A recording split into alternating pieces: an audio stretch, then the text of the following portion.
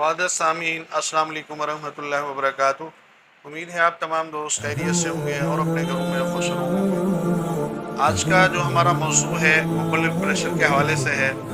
आज अपने नाज़रीन को एक ऐसा नुस्खा पेश कर रहा हूँ जो एक बार आजमा कर ज़रूर देखें, इंशाअल्लाह बहुत नफ़ा। सबसे पहले आपने पुदीना टिक्की लेनी है 50 ग्राम और 7 लीमू 5 ग्राम और 7 पुदीना 10 ग्राम और मीठा सोडा 20 ग्राम।